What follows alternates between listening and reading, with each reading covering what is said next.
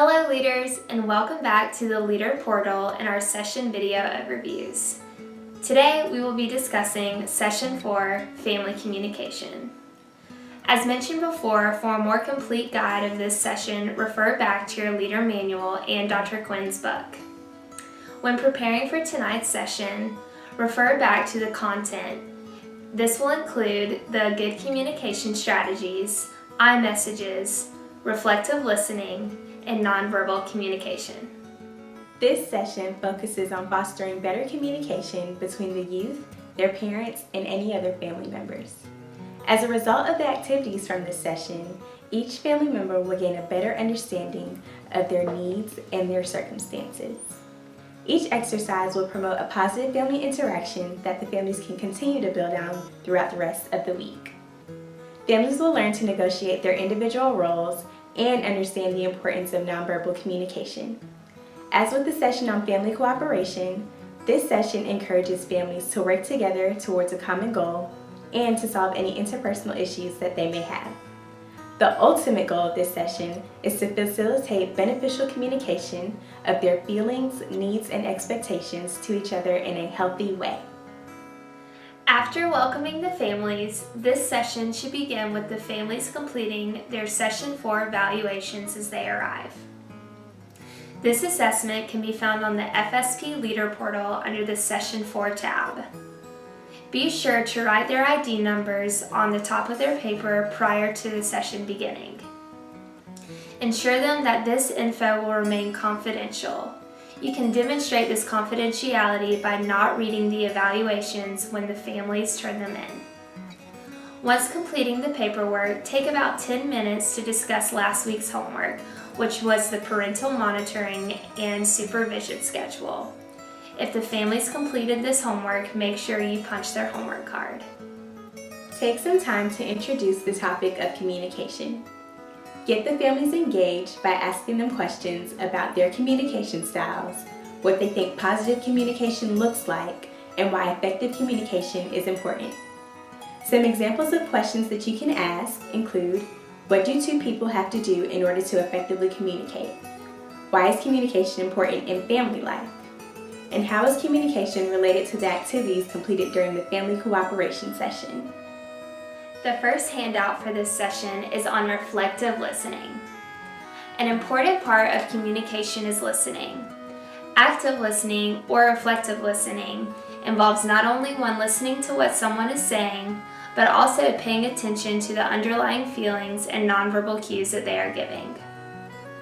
A great way to show that you are actually listening to someone is rephrasing what someone is saying to you.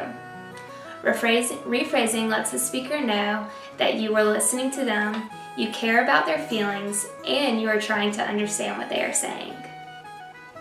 You as the leader can ask why this particular skill is important to a family. Use a whiteboard or an easel to give an example of reflective listening. Next, discuss the handout on iMessages. Again, use a whiteboard or an easel paper to jot down any examples. Begin by explaining to the families the difference between I statements and you statements. I statements are a more effective form of communication because they're more descriptive and they give a listener a better understanding of the problem. You statements usually place blame and foster negative communication patterns. Do a role play with one family to demonstrate these concepts. If there's time, ask each family to come up with examples of their own.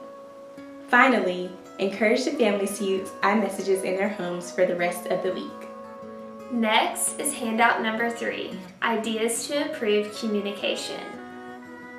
Discuss this handout and ask a family in the group to volunteer to read one of the tips and discuss it.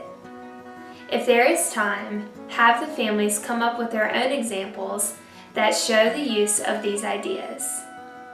Continue the presentation with a discussion on verbal versus nonverbal communication. Emphasize how often we communicate without even speaking. More than half of all communication is nonverbal. In fact, 7% of communication is verbal and the other 93% is nonverbal.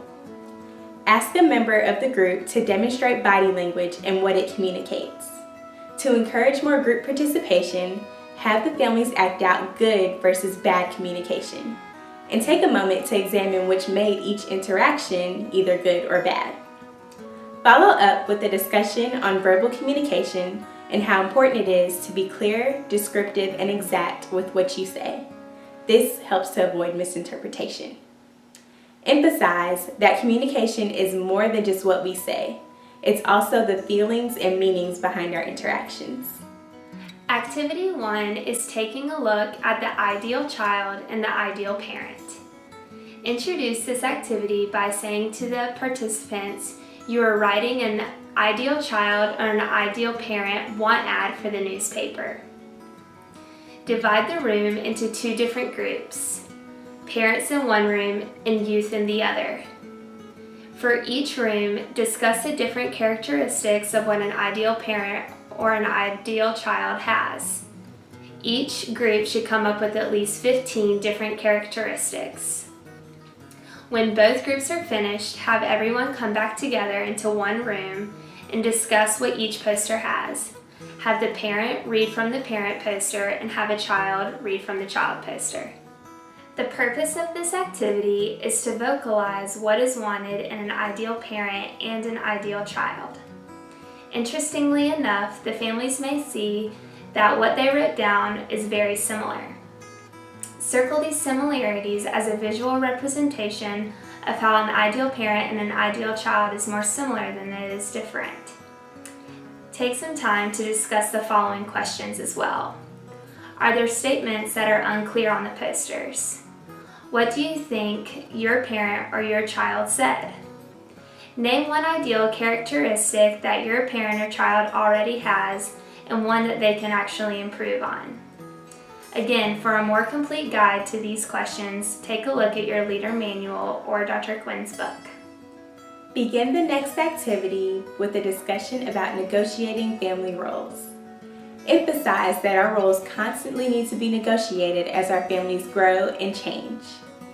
Next, introduce the family contract and the concept of a SMART goal.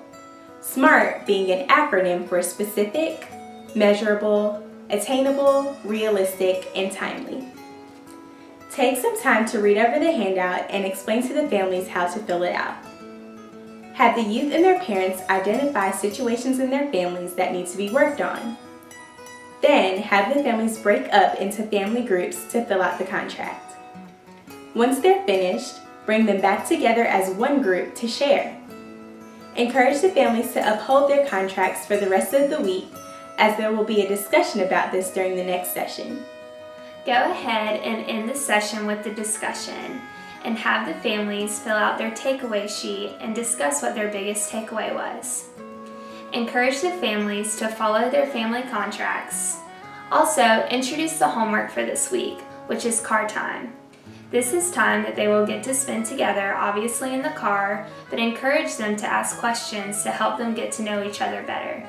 This will hopefully teach the families to use their time wisely whenever they're spending it together. Finally, introduce the topic for next week, which is family goals. After this, the session is complete.